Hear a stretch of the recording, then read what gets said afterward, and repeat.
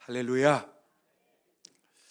예수님께서 빌라도에 의해서 사형 선고를 언도받고 예수님은 십자가를 지고 그 높은 빌라도 언덕을 비틀거리며 올라가게 되었습니다. 바로 이때 예수님을 사랑하셨던 예수님의 어머니와 예수님을 따르는 많은 여인들이 슬피 울며 애곡하며 예수님의 뒤를 따랐습니다. 그렇게 은혜롭고 그렇게 능력이 많으시고 우리를 사랑하셨던 예수님이 억울하게 이런 선고를 당하고 죽음을 당한다고 생각하니까 이 여인들이 비통해서 울고 있는 것이었습니다. 그런데 이때 예수님이 그 고난 중에 뒤를 돌아보십니다. 그리고 그 여인들을 바라보시면서 말씀하기를, 누가복음 23장 38절의 말씀을 내용을 보니 28절 말씀 내용을 보니까 예수님이 이렇게 말씀하십니다. 예루살렘의 딸들아, 나를 위하여 울지 말고 너희와 너희 자녀를 위하여 울어라. 나를 위하여 울지 말아라. 너희 자녀를 위하여 울어라. 우리 주님 말씀은 너희 자녀들이 귀한데 자녀들에게 관심을 갖고 자녀를 가르치고 자녀를 위해서 눈물로 씨를 뿌려서 자녀들이 복을 받게 하라, 이 말씀인 것입니다. 여러분, 자녀들을 위해서 눈물 뿌릴 수 있는 우리 모두가 되기를 예수님의 이름으로 축원합니다. 여러분, 우리가 잘 알고 있는 철학자 소크라테스가 있습니다. 우리는 흔히 테스 형이라고 부릅니다. 근데 테스 형이 이제 나이가 늙었습니다. 병이 들었습니다. 죽을 때가 되었습니다. 그래서 제자들이 소크라테스에게 찾아와서, 스승님, 마지막 임종하기 전에 우리 사람들에게 가르칠 중요한 메시지를 전해 주십시오. 마지막 유언의 말씀을 해 주십시오. 그랬더니 제자들의 말을 들은 소크라테스가 눈을 감은 채 제자들에게 얘기를 했습니다. 내가 저 아테네 산꼭대기에 올라가 가지고 시민들을 향해서 내가 외칠 유언이 있지. 내가 이 아테네 시민들에게 외칠 마지막 메시지가 있어. 제자들이 선생님 말씀해 주십시오 라고 했더니 소크라테스가 그 병석에서 큰 소리로 외칩니다. 사람들이여, 재물을 모으는 일에만 충실하지 마십시오.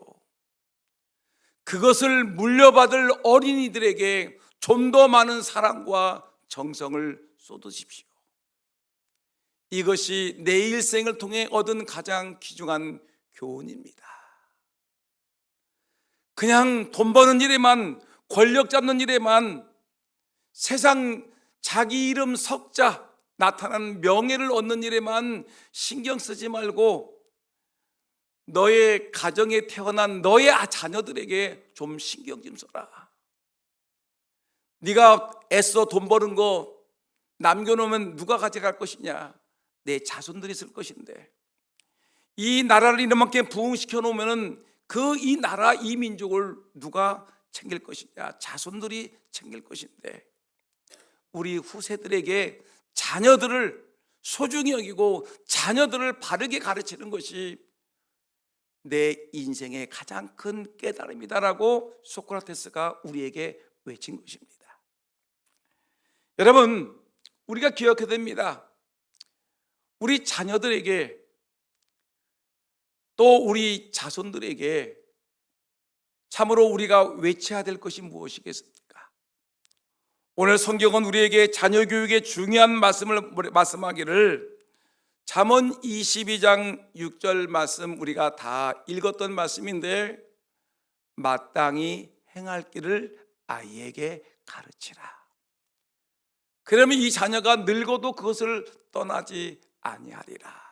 우리 주님이 우리에게 말씀하고 있는 것입니다. 여러분, 그러면 오늘 이 시간에 우리 자녀들에게 마땅히 가르쳐야 될 그 하나님의 교훈은 도대체 무엇인지 짧은 시간이지만 여러분들과 함께 은혜를 나누려고 합니다. 물론 제가 이전에 제 설교의 목록을 쭉 찾아보니까 마땅히 행할 길을 아이에게 가르치라는 주제를 가지고 설교를 했고, 그 내용들을 보니까 여러 가지 얘기를 하고 있는데, 그 내용과 함께 오늘 새로운 메시지를 저와 함께 은혜를 나누려고 합니다. 여러분, 자녀들에게 마땅히 가르쳐야 될 것이 여러 가지가 있는데, 그 중에 가장 중요한 것이 하나가 있는데, 우리 아이들에게 성경을 가르치라는 것입니다. 따라합시다. 자녀들에게, 손주들에게, 우리 교회 후배들에게 성경을 가르쳐야 됩니다. 여러분, 성경은 마땅히 우리 아이들에게 성경을 가르치라고 얘기하고 있는데, 여러분, 성경을 읽어보게 되면 우리 인생살이의 가장 중요한 가르침들이 다 기록되어 있습니다. 성경을 읽다 보게 되면 이 세상이 어떻게 만들어졌는지, 사람은 어떻게 만들어졌는지, 그리고 사람이 복을 받을 수 있는 길은 무엇이고, 사람이 하나님의 저주를 받을 수 있는 그 길은 어떤 것인지 소상하게 기록이 되어 있습니다. 그리고 사람들이 하나님을 어떻게 사랑하는지, 하나님을 어떻게 예배하는지에 대한 기록이 있고요. 그리고 사람과 사람 사이에 어떻게 사랑하며 부모님을 사랑하고 선생님을 사랑하고 이웃을 사랑하는지에 대한, 그리고 사회생활을 어떻게 하고 직장생활을 어떻게 해야 될지, 가난한 사람들을 어떻게 해야 될지, 또한 어렵고 힘들고 소외당한 사람들을 어떻게 대해야 될지, 인생의 복과 인생의 저주에 대한 가르침들이 성경은 자세하게 기록이 되어 있습니다. 여러분, 그렇기 때문에 우리가 성경을 알게 되면 우리 인생살이의 모든 문제들이 하나씩 하나씩 풀려나가게 되는 것입니다. 원리를 알게 되면 여러분, 매듭들이 하나씩 하나씩 풀려나가듯이 우리가 성경을 읽고 성경을 묵상하고 성경을 배우게 되면 하나님께서 이 인생을 만들고 이 세상을 만들었는데, 이 세상의 어렵고 힘든 문제를 어떻게 풀어나갈지, 어떻게 이 험한 세상을 이기고 나갈지에 대한 가르침들이 분명히 기록되어 있기 때문에 우리 자녀들에게 성경을 가르치는 것은 너무너무 중요하다는 것입니다.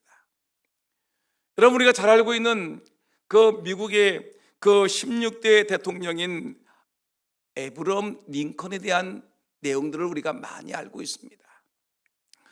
어렸을 때 그 집이 너무너무 가난해서 초등학교 1학년도 채 다니지 못했던 링컨의 얘기가 있습니다. 그의 어머니는 너무 가난했습니다. 구약 성경과 신약 성경을 살 수가 없어서 구약 성경이 없는 신약 성경 하나를 가지고 링컨을 끌어안고 날마다 하나님 말씀을 가르쳤습니다. 아들 링컨아, 하나님이 이렇게 하셨단다. 우리를 이렇게 사랑하셨어. 우리를 위해서 십자가에 못 박혀 죽으셨어. 그분은 죽으셨다가 3일 만에 부활하셨고 승천하셨는데 우리에게 이렇게 살아라고 말씀하셨단다. 링컨은 어머니부터 어렸을 때부터 하나님 말씀을 듣고 어머님이 기도하는 것을 듣고 어머님과 함께 말씀과 기도 중에 그런 인생을 시작하게 되었습니다. 근데 링컨의 어머니가 9살 때, 링컨이 9살 때에 그 어머니 낸시가 소천하게 되었습니다. 근데 링컨의 어머니가 어린 아들 링컨을 9살에 남겨두고 자기가 죽을 생각을 하니 얼마나 기가 막히겠습니까? 이 어머니가 링컨의 손을 꼭 잡고 성경을 쥐어주며 말하기를, 사랑하는 아들 링컨아, 너는 항상 성경을 읽고 성경의 말씀대로 살아가는 사람이 되거라. 하나님 사랑하고 이웃을 사랑해야 된다.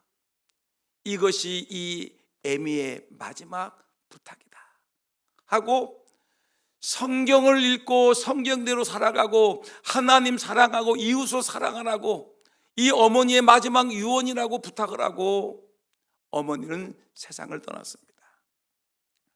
링컨은 어릴 때에 어머니로부터 성경을 읽고 어머님이 늘 해주시던 기도를 받으며 자라난 아이가 되었습니다. 어머님의 기도, 어머님이 가르쳤던 성경이 그 일생을 지배하게 되었습니다. 정규교육은 초등학교 1학년도 채 공부하지 못했는데 그가 자라나서 대통령이 되었는데 아직까지 세계 역사상에서 어떤 지도자보다 가장 영향력 있고 가장 탁월한 지도자로 지금까지 세워져 있습니다. 남북 전쟁을 승리로 이끈 대통령, 그리고 노예 해방을 이끌었던 대통령, 그리고 민주주의를 정착시켰던 대통령이라고 많은 사람들이 칭송을 하고 그의 지도력의 지도들의 위대함을 가장 영향력 있는 지도자라고 사람들은 박수를 치고 있는 것입니다. 여러분, 누가 링컨을 이렇게 세계 최고의 대통령으로 세계의 지도자로 세웠습니까? 그 어머니가 어린 시절부터 하나님께 링컨을 위해 기도하고 그 어머니가 어린 링컨에게 하나님 말씀 가르치면서 하나님 사랑하고 이웃을 사랑하고 하나님 말씀대로 살아가라고 가르쳤기 때문에 그런 위대한 대통령의 반열에 서게 된 것입니다. 그는 대통령이 되는 취임 연설에 이렇게 유명한 말을 했습니다. 오늘의 내가 나 된 것은 어머니의 기도와 어머님이 가르쳐 주신 성경을 배운 덕택입니다. 내가 이렇게 미 합중국의 대통령으로 이렇게 취임식을 하면서 내가 이렇게 오늘 내가 된 것은 어머님의 기도입니다. 어머님이 가르쳐 주신 성경 때문에 내가 오늘 이렇게 대통령이 되었습니다. 앞으로도 하나님의 말씀 붙들고 살아가기를 다짐합니다. 여러분, 오늘 이 자리에 계신 사랑하는 성도 여러분, 오늘 이 말씀 붙들고 내 사랑하는 아들에게, 내 사랑하는 손주들에게, 내 사랑하는 딸들에게 여러분 외쳐야 될 것이 무엇입니까? 아들아, 딸아, 내가 너에게 물려줄 것은 없지만 아버지가 읽고 아버지가 묵상했던 이 성경책을 너에게 물려주겠다. 그리고 이 성경을 읽고 성경대로 살아가고 하나님 사랑하고 이웃을 사랑하며 하나님 말씀대로 살아가라. 여러분, 성경을 가르칠 수 있는 사랑하는 어머니 아버지가 되고 사랑하는 부모님이 되고 사랑하는 할아버지 할머니가 되기를 예수님의 이름으로 축원합니다. 신명기 11장 19절에 21절 말씀 보니까 아주 유명한 말씀이 있는데 다 같이 한번 읽어볼까요? 19절 시작. 또 그것을, 성경이죠, 너희의 자녀들에게 가르치며 집에 앉아 있을 때든지 길을 갈 때든지 누워 있을 때든지 일어날 때든지 이 말씀을 강론하고 또 내 집 문설주와 바깥문에 기록하라. 그리하면 여호와께서 너희 조상들에게 주리라고 맹세하신 땅에서 너희의 날과 너희의 자녀의 날이 많아서 하늘이 땅을 덮는 날과 같으리라. 아멘. 하나님의 말씀을 자녀들에게 가르치게 되면 자녀들에게 복이 있다는 것을 우리에게 말씀하고 있는 것입니다.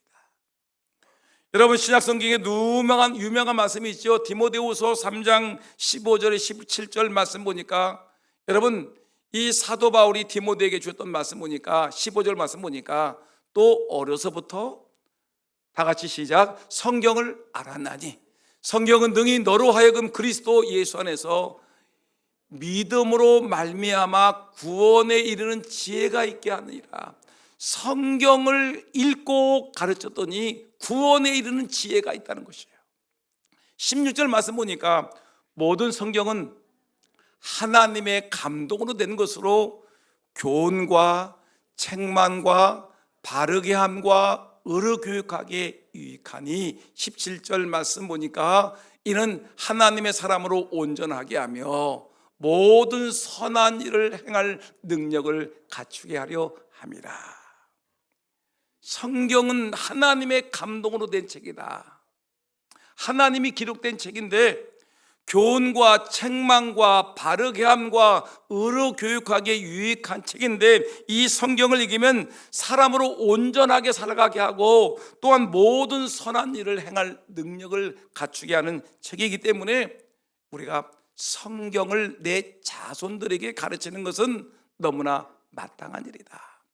여러분 자손들에게, 손주들에게 하나님의 말씀을 가르치는 은혜가 있기를 주의 이름으로 축원합니다. 여러분, 또한 우리가 기억해야 될 것은 우리가 마땅히 행할 일을 아이에게 가르치라고 했는데 성경만 가르치는 것이 아니라 하나님 섬기는 일을 우리 아이들에게 가르쳐야 되는 것입니다. 따라합시다. 하나님 섬기는 일을 자녀에게 가르칩시다. 여러분, 어릴 때부터 하나님을 섬기는 것을 가르치는 것은 이 아이가 중년이 되고 장년이 되고 노년이 되어도 이것을 떠나지 않는다는 것입니다. 근데 많은 부모님들이 이것을 실패하고 있어요. 우리 부모님들의 큰 실패는 뭐냐면, 얘야, 하나님 섬기는 것은 내 아가 대학교 들어간 다음에 하나님 섬기는 건 네 자유고, 지금은 아빠 엄마가 도시락을 싸줄 때니까 도서관에 가야지. 무슨 예배는 무슨 예배야.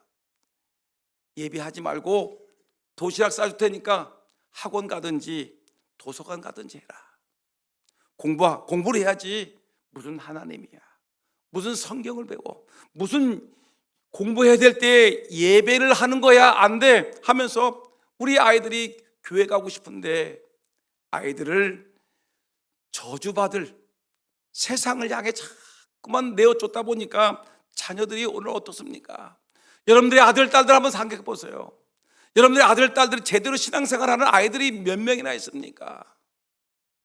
대개가 여러분들 말씀 들어보게 되면 우리 아이들이요, 어렸을 때 유치원 때 교회 나왔었어요. 근데 그 다음에는 어떻게 됐다는 얘기예요? 우리 아이는요, 주일학교 잘 나왔어요. 근데 그 다음에 지금은 없어요. 교회 족보에 없어요. 족보에. 여러분, 정말 하나님 섬기는 법을 제대로 가르쳐야 되는데 우리 부모님들이 자기 욕심에 취해서 우리 자녀들에게 하나님 섬기는 법을 가르치지 않았습니다.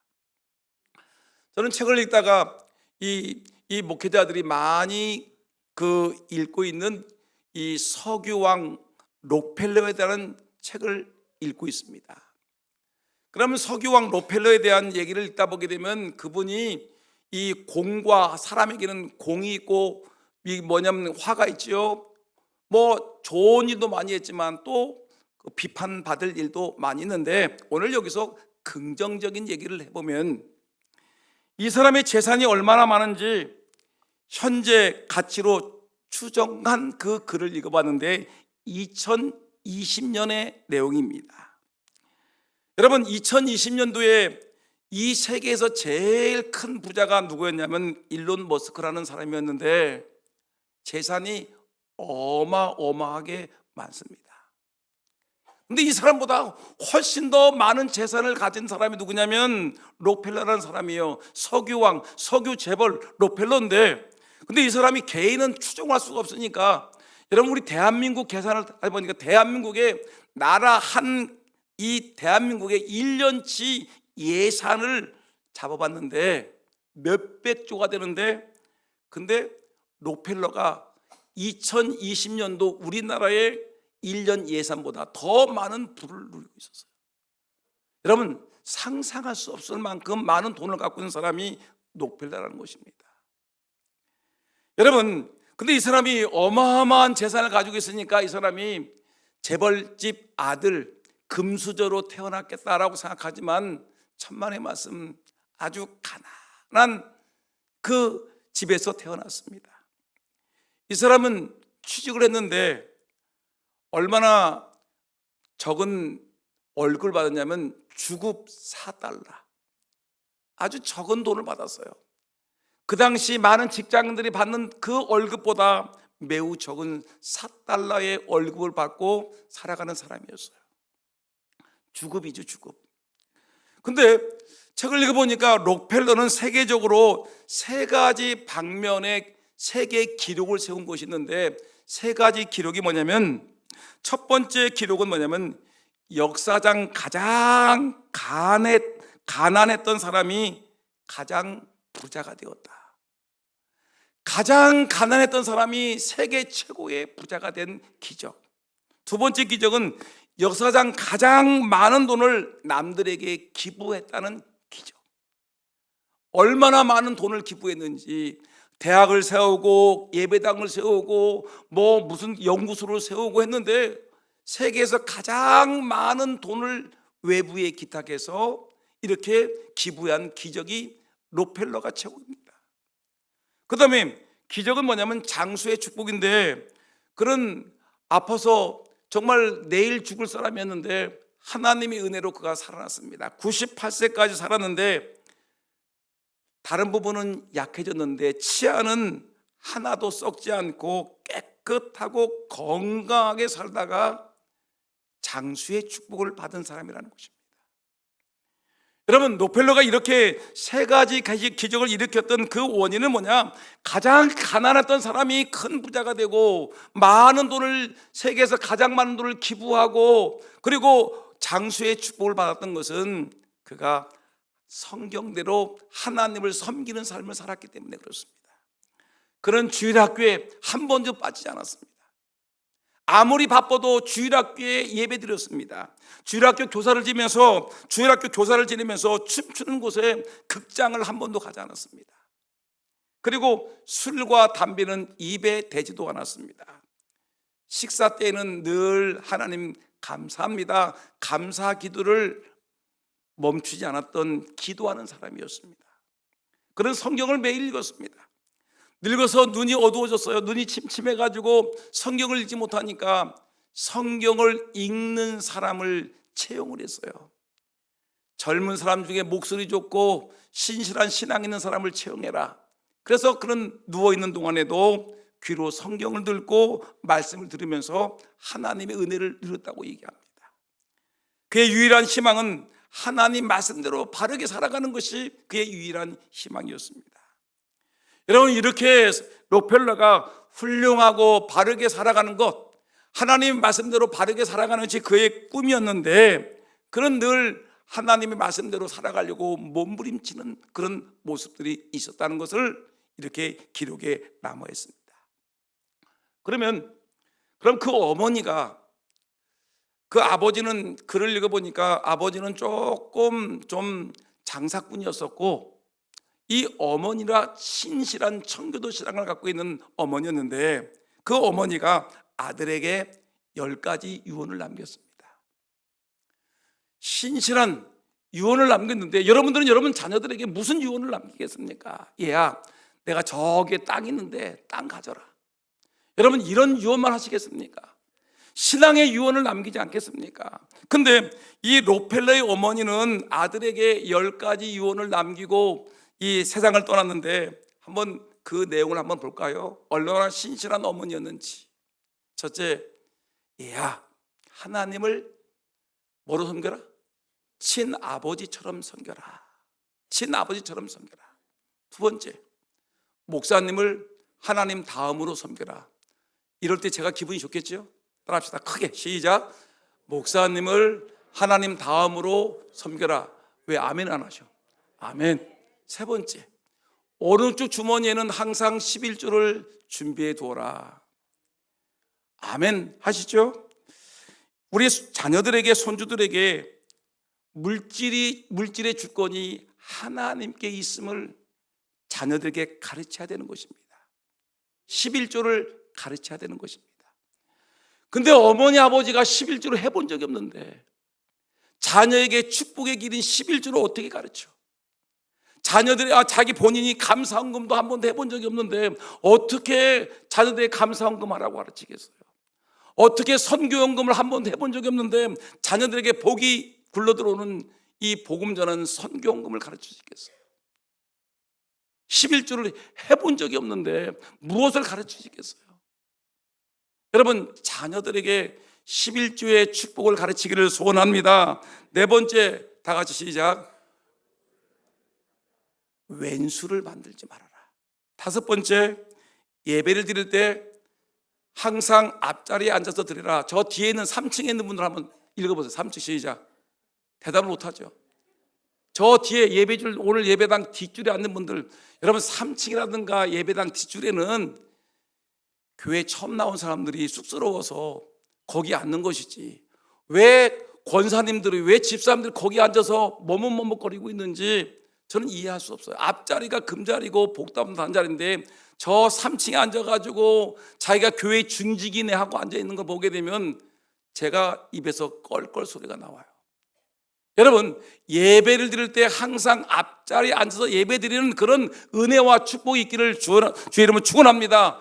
매일 어머니가 뒷자리에 앉았으니 아이들에게 얘야 앞자리에 앉으라는 말이 나올 수가 있겠습니까? 일곱 번째 뭐예요? 여섯 번째 시작. 항상 아침에는 그날의 목표를 세우고 하나님께 기도하라. 하루를 시작하기 전에 오늘 내가 어떻게 살 것인지 기도하라. 일곱 번째, 잠자리에 들기 전에는 반드시 하루를 반성하고 기도를 드려라. 여덟 번째, 남을 도울 수 있으면 힘껏 도우라. 빼지 말고 도울 수 있으면 도와라. 아홉 번째, 주일날 예배는 꼭 본 교회에서 드려라. 열 번째, 아침에는 제일 먼저 말씀을 읽어라. 여러분, 이렇게 유언할 수 있는 부모님이 얼마나 복된 어머니입니까? 얼마나 신실하게 살았으면 이렇게 자녀에게 마지막 유언을 남기면서 록펠러야 너는 이렇게 살아라라고 신앙의 유언을 할 수 있겠습니까? 여러분, 록펠러의 어머니같이 이렇게 신실하게 자녀들에게 유언할 수 있는 그런 신앙의 본이 되기를 예수님의 이름으로 축원합니다. 여러분, 이런 사람, 바로 이렇게 부모님이 신실한 신앙을 갖고 있어야지 자녀들에게 하나님 섬기라고 가르칠 수 있겠지 않겠습니까? 이렇게 신실한 부모님이니까 자녀들에게 앞자리에 앉으라고 얘기할 수 있겠습니까? 자녀들에게 복을 주기 위해서 얘야 11조를 드리라고 얘기할 수 있지 않겠습니까? 여러분, 신실한 믿음의 부모님, 하나님 잘 섬기는 저와 여러분 모두가 되기를 예수님의 이름으로 축원합니다. 마지막 세 번째, 여러분, 우리 아이들에게 마땅히 행할 길을 가르치라고 했는데 무엇을 가르치냐? 저는 오늘 이 시간에는 성경을 가르치고 하나님 섬기는 법을 가르치라. 세 번째는 사랑의 중요성을 가르치라는 것입니다. 사랑 누가 말했나? 예수님이 말씀하셨죠. 누가 말씀하셨겠습니까? 사랑. 하나님이 세상을 이처럼 사랑하사 독생자를 주셨으니 이는 저를 믿는 자마다 멸망하지 않고 영생을 얻게 하려 하십니다.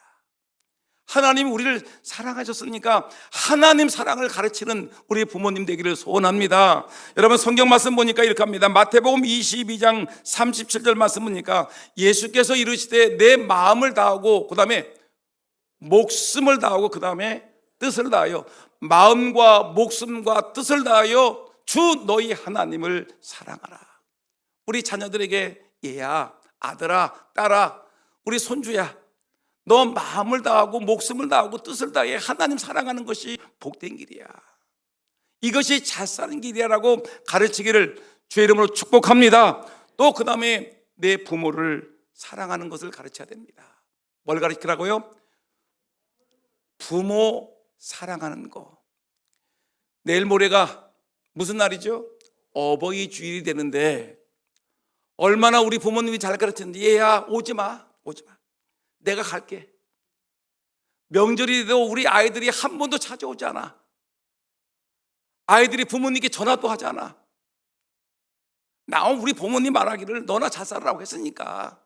우리 부모님은 잘 살든지 굶든지 아프든지 외롭든지 상관하지 않고, 그래 나만 잘 살아야지, 나만 해외여행 가고 우리 어머니 우리 아이들 좀 맡기고 우리 강아지 좀 맡겨야 되겠다. 여러분, 어머니가 강아지 맡겨주는 부모님이 되었습니다. 여러분, 성경은 분명히 말하기를 자녀들에게 내 부모를 공경하라고 가르치고 있는데 왜 부모님들이 자녀들에게 내 부모를 공경하라고 가르치지 못합니까? 왜 부모님들이 자녀들에게 내 부모를 공경하라, 너 아버지 어머니를 공경하라는 말을 왜 못하고 있습니까? 얼마나 할아버지 할머니에게 부모님들이 잘못했으면 자녀들에게 말 한마디 못하고 있는 것입니까? 도대체 자녀들에게 부모 공경하라는 말을 왜 못하는 것입니까? 에베소서 6장 1절에 3절 말씀 읽어볼까요? 다 같이 시작. 자녀들아, 주 안에서 너희 부모에게 순종하라. 이것이 옳으니 내 아버지와 어머니를 공경하라. 이것은 약속 있는 첫 계명이니 이로써 내가 잘되고 땅에서 장수하리라. 여러분, 우리 부모님에게 효도하는 우리 모두가 되기를 소원합니다. 우리 자녀들이 부모님에게 효도하고 공경하고 잘 섬길 수 있도록 자녀들을 잘 지도하기를 주의 이름으로 축원합니다. 부모님 사랑을 가르쳐야 되는 것입니다. 그리고 이웃을 사랑해야 됩니다. 나 혼자만 사는 것이 아니라 내 이웃들도 함께 살아야 되지 않겠습니까? 내 형제들과 함께 살아야 되지 않겠습니까? 마태복음 22장 39절 말씀 보니까 둘째도 그와 같으니 내 이웃을 내 자신과 같이 사랑하라 하셨으니, 로마서 12장 10절 말씀 보니까 이렇게 합니다. 다 같이요, 시작. 형제를 사랑하여 서로 우애하고 존경하기를 서로 먼저 하며. 이상하게 부모님이 돌아가시기 전에는 형제끼리 잘 어울리면서 우애 있게 지내는데 부모님이 돌아가시게 되면 형제들이 다 흩어져 버려요. 우애도 없고 사랑도 없고 기도도 안 하고 나눠주지도 않고 혼자만 잘 살려고 하는데 성경은 그렇게 얘기하지 않습니다. 형제를 사랑하여 서로 우애하고 존경하기를 서로 먼저 하라. 내가 먼저 형제를 사랑하고 내 형님과 내 누님과 내 아우를 챙겨줄 수 있는 그런 은혜가 있기를 주의 이름으로 축원합니다. 마지막 시간이 많이 갔기 때문에 그러면 이 하나님 사랑, 성경 가르치는 거, 하나님 사랑, 우리가 사랑을 가르쳐야 되는데 언제 가르쳐야 될까? 오늘 오늘 잠언 22장 6절 말씀 보니까 뭐라고 했죠? 시작. 마땅히 행할 길을 할아버지에게 가르치라. 마땅히 행할 길을 할머니에게 가르치라. 마땅히 행할 길을 60세 이상 되신 어르신들에게 가르치라. 그래야면 늙어도 그들 떠나지 아니하리라. 그게 아니라 마땅히 행할 길을 아이에게 가르치라. 이 아이란 말은 원어적으로 보게 되면 아주 갓난아기를 얘기하는 것입니다. 어린 아이 시절부터 아이를 가르쳐야 되는 것입니다. 시간 관계상 여러분 쭉 지나가서 여러분 밀가루 반죽 얘기를 한번 합시다.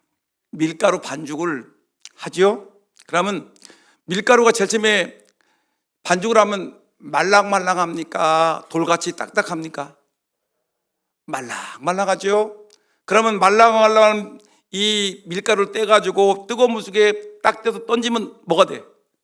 1번 돈가스, 2번 수제비가 되죠. 말랑말랑을 떼가지고 던지면 수제비가 돼. 그래, 그걸 칼로 썰어가지고 던져놓으면 뭐가 돼? 여러분, 추어탕이 됩니까? 칼국수가 됩니까? 칼국수가 되죠. 이 밀가루 말랑말랑한 때는 내가 무엇을 하든지 무슨 음식을 만들 수가 있어요. 근데 그 말랑말랑한 밀가루를 갖다가 그냥 내팽개쳐버려. 저기 등산 갔다 와서 밀가루 오늘 수제비 해 먹어야지 하고 던져놔. 그럼 나중에 갔다 오면 어떻게 되죠? 여러분, 밀가루가 굳어버리면요 돌같이 딱딱해지는 것입니다. 아시고 계시죠? 여러분, 우리 어린아이들도 우리 아이들, 갓난아이들 1살, 2살, 3살, 4살 이 아동심리학자들 얘기하기로는 4살, 5살 이전의 아이들이 다 형성이 돼요. 인격이니 지혜니 다 형성이 되는데 말랑말랑할 때 아이들을 제대로 교육시키면 아이가 제대로 성장하는데 이 밀가루 굳어놓은 것 같이 딱딱한 20살, 30살 먹은 아이들을 붙잡아 놓고 얘야 교회 다니라 하면 아이가 엄마나 잘 다니세요. 엄마 말 안 들어요. 툭툭 튀어나갑니다. 그 때문에 사람은 어렸을 때 그 틀을 잡아야 돼.